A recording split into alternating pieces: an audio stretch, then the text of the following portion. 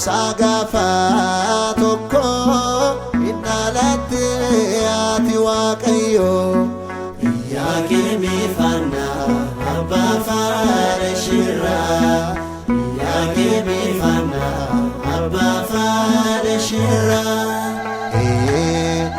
Yaakemi fanna abba fareshira Yaakemi fanna abba fareshira Mikael ergaman Oma satin dule Dinisa kan kufe Kocho sarralale Ya maqami dagdo Oman si jallate Ayyena namotab Sababa kan taate Yaakemi fanna Abba fana shira Yaakemi fanna abba fareshira Yaakemi fanna abba fareshira Yaakemi fanna abba fareshira Abjuna kakili ante taf petrika Nalota jaffat kan mul'ate maqaa Raadiyeppi famtoon addeessa kan deesse addeessicha keessa aduun calaqqise Yaakemi fanna abba fareshira Yaakemi fanna abba fareshira Yaakemi fanna abba fareshira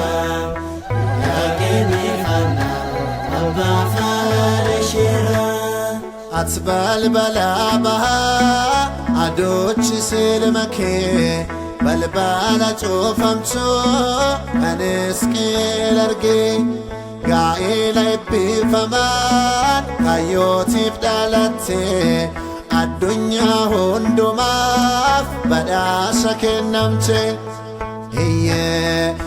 Yaakemi fanna abba fareshira Yaakemi fanna abba fareshira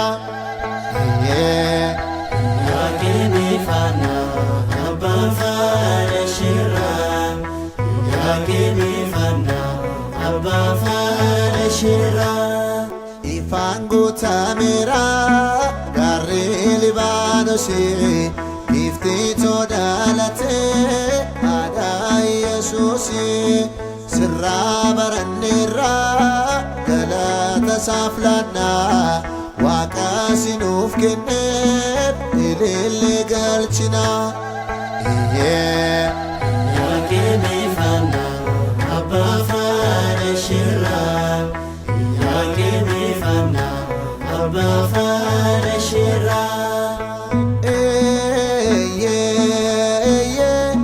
Camsaa gaafa tokko hinnalatte ati Waaqayyo. Camsaa gaafa tokko hinnalatte ati Waaqayyo. Yaaqeebifannaa abbaa faana shirraa. Yaaqeebifannaa abbaa faana shirraa. Yaaqeebifannaa abbaa faana shirraa. Yaaqeebifannaa abbaa faana shirraa. Yaaqeebifannaa abbaa faana shirraa. Yaa dubarooti akka warra kaanii fedha fooniif ejjaan kan dhalatte miti. Annaadhaa fi Yaaqeem irraa qunnamtii gaa'ilaa eebbifamaadhaan dhalatte malee.